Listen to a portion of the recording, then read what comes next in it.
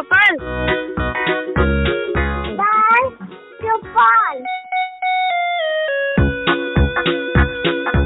सहकार radio पर ढेर सारी मस्ती और जानकारियाँ।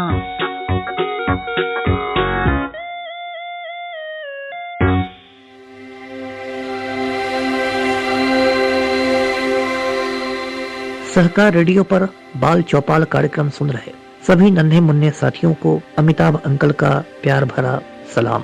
अमिताभ अंकल यानी पटना बिहार से अमिताभ कुमार दास। बच्चों, इस कार्यक्रम में हर हफ्ते मैं आपको किसी नामी घुमक्कड़ की कहानी सुनाता हूँ। इसके पहले मैं आपको Ibn Battuta, Marco Polo, Vasco डा गामा, चार्ल्स डार्विन, सिंदबाद जहाजी जैसे घुमक्कड़ों की कहानियां सुना चुका हूँ।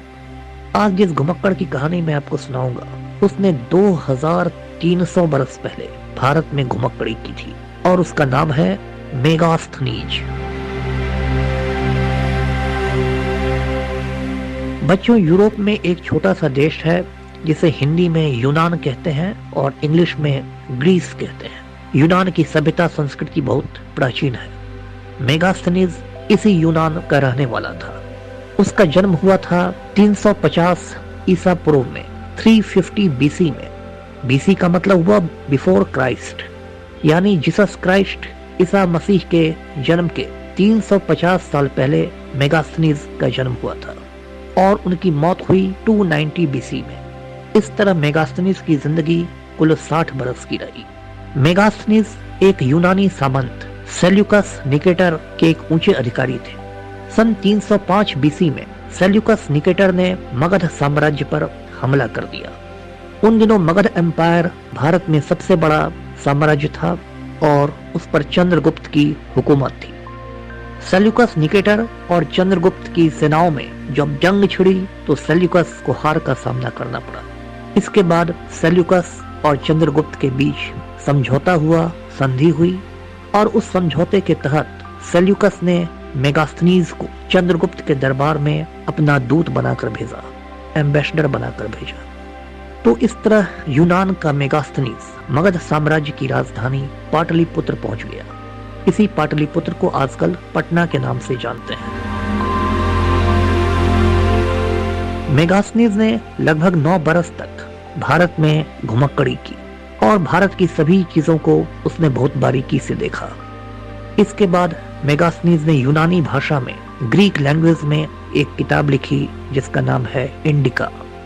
ये एक मोटी किताब थी और इसके 4 खंड थे। इंडिका में मेगास्थनीज ने मौर्यकालीन भारत का विस्तार से वर्णन किया है।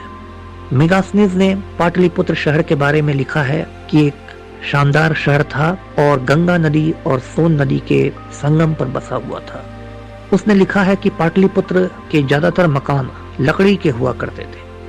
मेगास्थनीज ने लिखा है कि पाटलिपुत्र की लंबाई 9.5 मील की थी और चौड़ाई 1.25 मील की। मेगास्थनीज ने इंडिका में लिखा है कि भारत का समाज 7 वर्गों में बटा हुआ था। इसमें सबसे बड़ा वर्ग किसानों का था। इसके अलावा व्यापारी थे, शिकारी थे, सैनिक थे, मंत्री थे, सभासद थे। मंत्रियों और सभासदों यानी दरबारियों की तादाद सबसे कम थी, लेकिन ये सबसे शक्तिशाली वर्ग था। मेगास्थनीज ने यह भी लिखा है कि भारत में कुल 58 नदियां बहती थी, 58, और इनमें सबसे मशहूर नदियां थीं गंगा नदी और सिंधु नदी। बच्चों, सिंधु नदी को इंग्लिश में इंडस रिवर कहते हैं और इंडस रिवर का ज्यादातर हिस्सा आजकल पाकिस्तान में बहता है। मेगास्थनीज ने भारत के पशु पक्षियों में भी बहुत दिलचस्पी दिखाई। उसे सबसे ज्यादा दिलचस्पी हाथी में दिखी और मेगास्थनीज ने हाथी की काफी तारीफ की। संभवतः यूनान में हाथी नहीं पाए जाते थे और इसलिए मेगास्थनीज को ये बिल्कुल नया जानवर दिखा। पक्षियों में मेगास्थनीज को सबसे दिलचस्प पक्षी तोता दिखा क्योंकि ये आदमी की आवाज की हूबहू नकल कर लेता था। मेगास्थनीज ने भारत के बारे में लिखा है कि भारत में अकाल नहीं पड़ते थे। यहाँ के लोग खुशहाल थे और उन्हें खाने पीने की कोई कमी नहीं थी। मेगास्थनीज ने यह भी लिखा है कि भारत में गुलामी प्रथा नहीं थी। यहाँ गुलामों की खरीद बिक्री नहीं होती थी। संभवतः मेगास्थनीज के यूनान में, ग्रीस में उन दिनों गुलामी प्रथा का चलन था और गुलामों की खरीद बिक्री हुआ करती थी।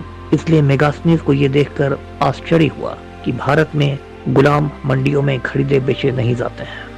मेगास्थनीज ने दक्षिण भारत के पांड्य राजाओं का भी वर्णन किया है। मेगास्थनीज खुद दक्षिण भारत के केरल प्रांत गया। केरल को उसने इंडिका में चेर में लिखा है और केरल पहुंचने वाला मेगास्थनीज पहला बाहरी व्यक्ति बना। उसके पहले बाहरी दुनिया को केरल के बारे में कोई भी जानकारी नहीं थी। मेगास्थनीज ने कुल 9 बरस भारत में बिताए। बच्चों, मेगास्थनीज की ये किताब थी इंडिका, अब ये किताब गुम हो चुकी है, यानी कहीं उपलब्ध नहीं है। इंडिका के बारे में हमें जानकारियां दूसरे इतिहासकारों की किताबों से मिलती है, क्योंकि मेगास्थनीज के बाद के बहुत सारे यूनानी इतिहासकारों ने इंडिका का अध्ययन किया और उन इतिहासकारों ने अपनी किताबों में इंडिका की जानकारियां लिखी हैं। ये बड़े बड़े इतिहासकार थे, प्लूटार्क, प्लिनी, जस्टिन। सन 1846 में 1846 में एक विद्वान ने अलग अलग किताबों में मेगास्थनीज के जो उद्धरण थे उनको संकलित करके एक नई किताब प्रकाशित की और उसका नाम रखा मेगास्थनीज का इंडिका। इस किताब को तुम पढ़ सकते हो। तो बच्चों, ये थी यूनान के घुमक्कड़ मेगास्थनीज की कहानी। मेगास्थनीज भारत आने वाला पहला विदेशी यात्री माना जाता है और कुछ लोग उसे भारतीय इतिहास का पिता भी मानते हैं। अगले हफ्ते फिर किसी घुमक्कड़ की दास्तान लेकर मैं हाजिर होऊंगा। तब तक अमिताभ अंकल को बाय बाय बोल दो। अलविदा।